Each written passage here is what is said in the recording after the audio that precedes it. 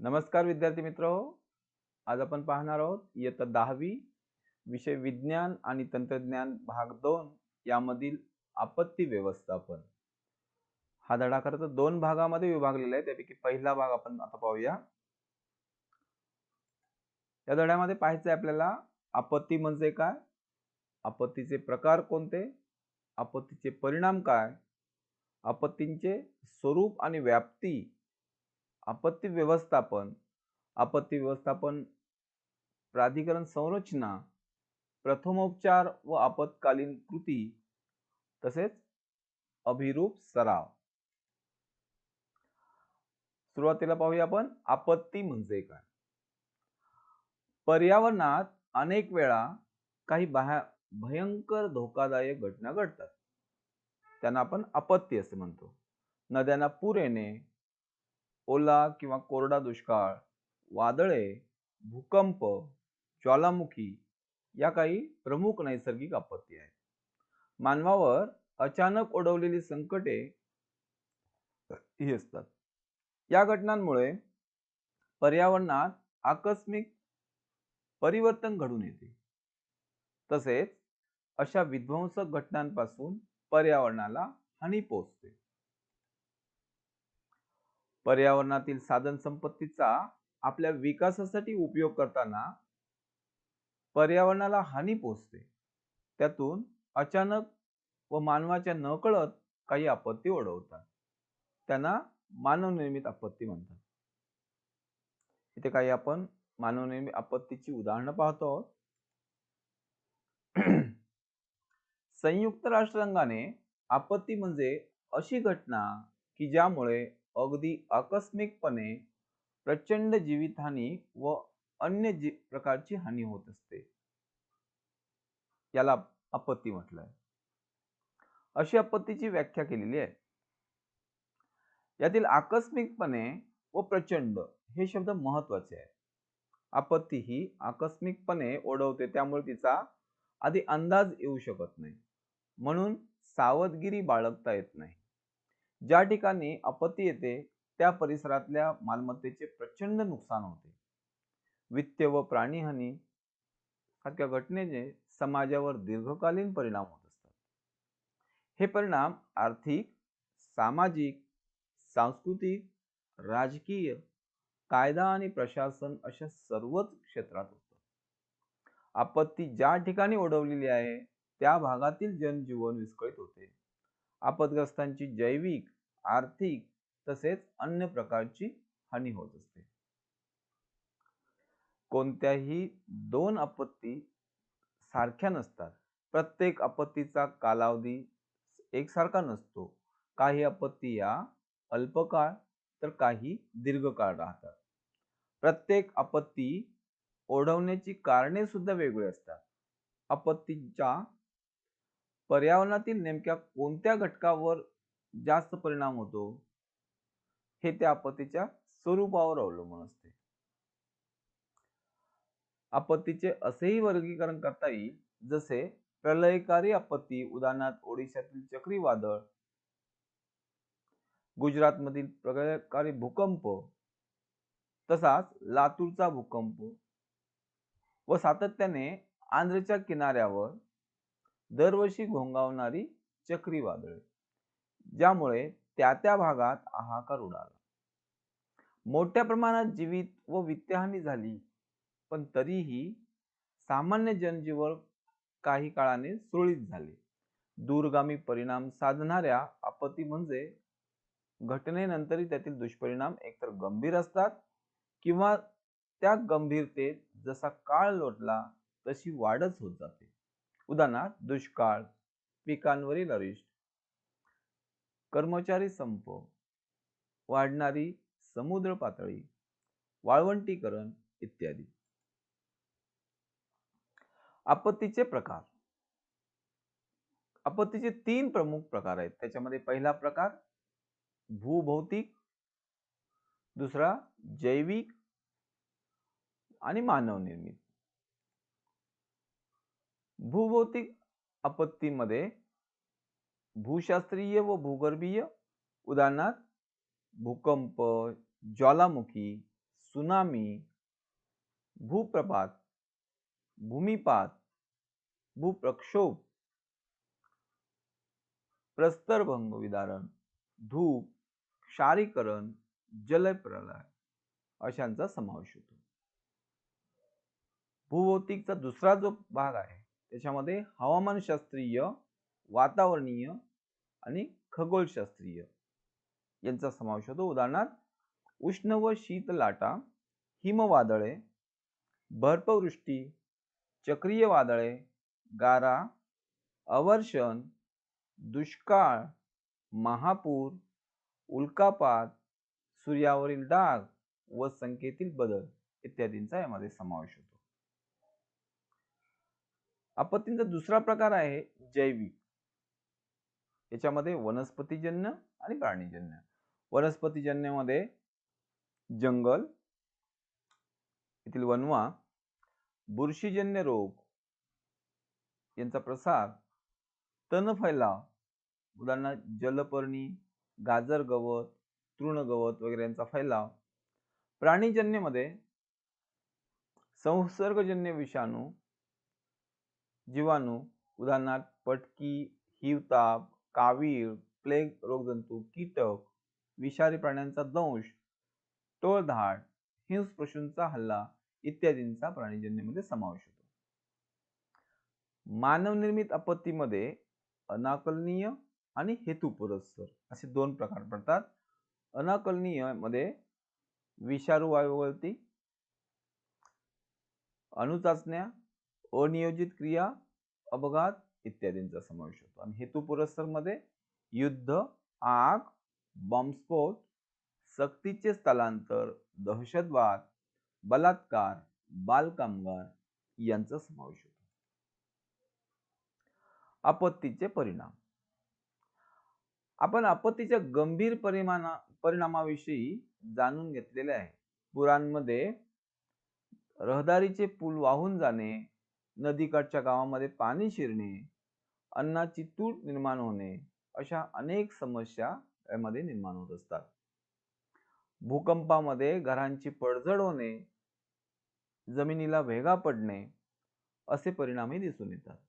वणवा, दुष्काळ या आपत्तीही पर्यावरणावर गंभीर परिणाम करून जातात. परंतु या आपत्ती नेमक्या कशा स्वरूपाच्या असतात? त्या येण्यापूर्वी निसर्गात काही बदल घडून येतात का? आपत्ती ओढवल्यानंतर त्यांचे परिणाम किती काळ टिकतात? कसे? या सर्वांचा विचार होणं गरजेचे असते. यामुळे आपल्याला खरं तर आपत्तीच्या स्वरूपाची, व्याप्तींची कल्पना येत असते. देशाच्या अर्थव्यवस्थेवर आपत्तीमुळे निश्चितच परिणाम होतो. पण तो आपत्ती व अर्थव्यवस्थेच्या सापेक्ष असतो. म्हणजेच बंदर उद्ध्वस्त झाले की त्यांच्या पुनर्बांधणीवर बराच निधी खर्च झाल्याने त्याचे अर्थव्यवस्थेवर दूरगामी परिणाम होतात.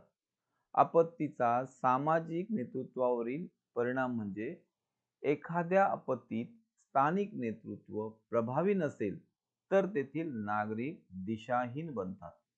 याचा परिणाम त्यांच्या कार्यातील सहभागावर होतो. आपत्ती काळात प्रशासकीय अडचणी उद्भवतात. स्थानिक स्वराज्य संस्थांना आपत्तीची झळ पोचल्यास त्या अनुषंगाने असणारे इतर विभागही आपत्तीस सक्षमपणे तोंड देऊ शकत नाही. संबंधित सर्व विभागांना या आपत्तींचा फटका बसतो व तेथील सर्व व्यवस्था कोलमडून पडते. आपत्ती ओढवल्यावर विविध प्रकारच्या समस्या निर्माण होतात. खाली एक संकल्पना चित्र दिले आहे. त्या चित्रावरून आपल्याला त्याचा अंदाज येईल. काही रिकाम्या जागांमध्ये सुद्धा तुमच्या पद्धतीने काही माहिती भरता येईल. आपत्तीमध्ये पर्यावरणीय समस्या, इमारतींना नुकसान होणे किंवा पूर्णपणे कोसळून पडणे, पाण्याचे स्रोत आटणे, पाणी दूषित होणे, उघड्यावर पडलेली मानवाची किंवा प्राण्यांची प्रेते कुजून वातावरणात दुर्गंधी व प्रदूषण होणे. त्यानंतर प्रशासकीय आणि व्यवस्थापकीय, त्याच्यामध्ये कामकाजावर ताण येणे, दळणवळण व्यवस्था कोलमडणे, संप्रेषण व्यवस्था कोलमडणे, सोयी सुविधा अपुऱ्या पडणे इत्यादींचा समावेश आहे.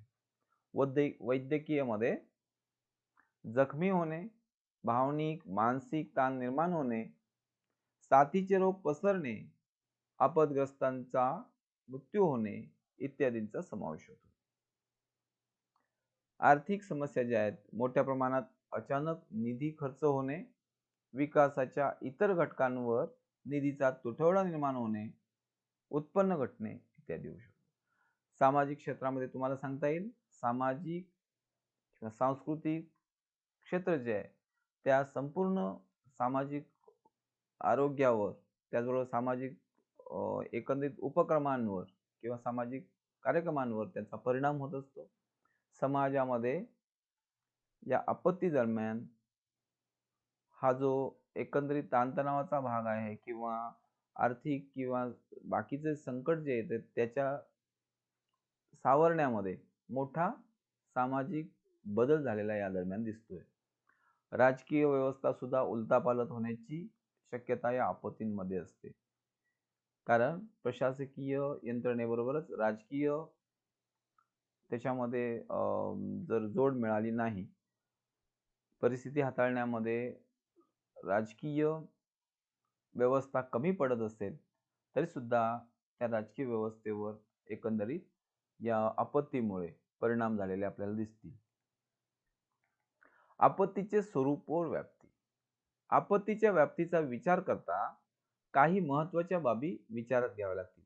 त्या म्हणजे आपत्तीपूर्वीचा काळ, इशारा काळ, आणीबाणीचा काळ, पुनर्वसनाचा काळ, प्रतिशोधनाचा काळ आणि पुनर्निर्माणाचा काळ असे वेगवेगळे त्याचे वर्गीकरण करून स्वरूप व व्याप्ती आपल्याला विस्तृतपणे विचार करता येईल. आपत्तीचे स्वरूप आणि व्याप्तीचा सखोल विचार करता सर्वसामान्य नागरिकांच्या दृष्टीने आपत्तीचे तीनच भाग संवेदनशील मानले जातात. त्याच्यामध्ये एक आणीबाणीची अवस्था. या अवस्थेत वेगाने हालचाली करून जास्तीत जास्त लोकांचे प्राण वाचवता येतात.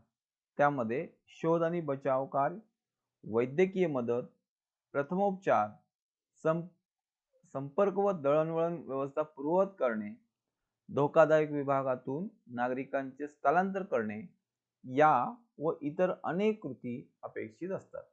याच काळात आपत्तीचा अंदाजही बांधता येऊ शकतो. संक्रमणावस्था. या अवस्थेत आपत्ती ओसरल्यानंतर आपत्ती निवारण अथवा पुनर्वसनाचे काम चालू होते. जसे ढिगारे हलवणे, पाण्याचे नळ ठीकठाक करणे, रस्ते दुरुस्ती करणे, जेणेकरून जनजीवन पूर्वपदावर येण्यास मदत होईल. आपदग्रस्ताचे पुनर्वसन कार्य हे या योजनेचे महत्त्वाचे अंग आहे. सर्वसाधारणपणे अशा नागरिकांना निरनिराळ्या संस्था रोख अथवा इतर मदत देऊ शकतात. त्यांना कायमस्वरूपी उद्योगधंदे अथवा इतर मिळकतीचे साधन उपलब्ध करून दिल्यावर त्यांच्यावरील मानसिक आघात ओसरण्यास कमीत कमी वेळ लागतो व त्यांचे खऱ्या अर्थाने पुनर्वसन होऊ शकते. पुनर्निर्माण अवस्था. ही अवस्था अत्यंत क्लिष्ट स्वरूपाची असते, कारण तिची सुरुवात संक्रमणावस्थेमध्ये होते. या काळात इमारतींची पुनर्बांधणी, रस्ते, पाणी पुरवठा व्यवस्था पूर्ववत करणे इत्यादी कामे केली जातात. शेती व्यवसाय पूर्ववत सुरू होतो. पुनर्बांधणीचे काम पूर्णत्वास नेण्यास बराच कालावधी लागतो. आजपर्यंत पृथ्वीने अनेक नैसर्गिक आघात सोसले आहेत. त्यांची वर्णने ऐकून मानवी मन सुन्न होते. यातील बहुसंख्य आघात अथवा त्या आघातामुळे निर्माण झालेली अभूतपूर्व परिस्थिती ही बहुतांश वेळा आशिया खंड व प्रशांत महासागराचा परिसर यात झालेली आहे. या व अशा आघातामुळे पृथ्वीचे तसेच सजीवांचे अतोनात नुकसानही झालेले दिसते. खरे पाहता कित्येक वर्षांच्या जुन्या प्रश्नांनी आता उग्र रूप धारण करण्यास सुरुवात केली आहे. जसे की वाढती लोकसंख्या, त्यांच्या वाढत्या गरजा, त्यामुळे निर्माण होत असलेल्या समस्या त्याचे स्वरूप आता टोकाच्या अवस्थेमध्ये आहे. त्यातून दुसऱ्या महायुद्धानंतर अशा आपत्ती अधिकच वाढत गेल्या आहेत. सामाजिक विषमता, आर्थिक विषमता, वांशिक आणि धार्मिक तेढ अशा अनेक कारणांनी देशात अशांततेचे वातावरण निर्माण होते. दहशतवाद, अपहरण, समाजातील संघर्ष या बाबी आता नित्याच्याच झाल्या आहेत. विकसित देशांमध्ये कित्येक घातक रसायने उत्पादित करण्यास अथवा वापरण्यास मनाई आहे.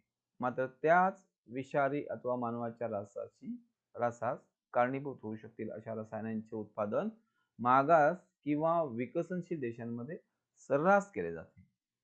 तर हे अनेक परिणाम या आपत्तीस कारणीभूत झाल्यामुळे झालेले दिसतात. 2014 साली माळीण तालुका आंबेगाव जिल्हा पुणे येथे मोठे भूस्खलन होऊन दरड कोसळली होती. या आपत्तीनंतर पुनर्निर्माण करण्यात आलेली ही शाळा आपल्याला दिसते आणि या गावाची झालेली पुनर्बांधणी सुद्धा आपल्याला समजेल. अणुभट्ट्यांपासून मानवाला असाच दुसरा धोका आहे. उदाहरणार्थ रशियातील चेर्नोबिल अणुभट्टीत स्फोटामुळे झालेली किरणोत्सर्गाची गळती, त्यांचे दुष्परिणाम आजही त्या भागात जाणवत आहे. ही अणुभट्टी फक्त वीज निर्मितीसाठी वापरली जात होती. आजच्या काळामध्ये अनेक देश अणुशक्ती संपन्न आहेत. त्यातूनच निष्काळजीपणामुळे किरणोत्सर्गाचा धोका वाढू लागला आहे. या सर्व पार्श्वभूमीवर आपत्कालीन व्यवस्थापनाचे महत्त्व ही सर्व राष्ट्रांची प्रथम गरज झाली आहे. ही सर्वसामान्य गरज जशी सरकारला तशी किंबहुना त्याहीपेक्षा अधिक देशातील नागरिकांना सुद्धा आहे. कोणत्याही आपत्तीत नागरिक होरपळून निघतात. यासाठी आपत्कालीन व्यवस्थापनामध्ये नागरिकांचा थेट सहभाग अत्यावश्यक आहे. तसेच अशा योजनांमध्ये स्थल, काल, आपत्तीनुरूप बदल करणे हे विशिष्ट काळापुरती मर्यादित राहू नये अशी अपेक्षा आहे. एकंदरीत आपत्ती कसलीही असो त्यावर मात करणे आवश्यक असते. यातूनच आपत्ती व्यवस्थापनाची संकल्पना निर्माण झाली. विद्यार्थी मित्रो, पहिल्या भागामध्ये आपण या आपत्तीचा हा आढावा घेतलेला आहे. दुसऱ्या भागामध्ये अजूनही पुढील काही समस्या आणि त्यांचं निराकरण आपत्तीमध्ये होणारं आपल्याला पाहायचं आहे. तोपर्यंत तुम्ही हा पाठ्यपुस्तकातील धडा वाचा. त्यातील संकल्पना समजल्यानंतर स्वाध्याय सोडवा आणि शंका काही असल्यास जरूर या फोनवर पुन्हा संपर्क साधणार आहात. धन्यवाद.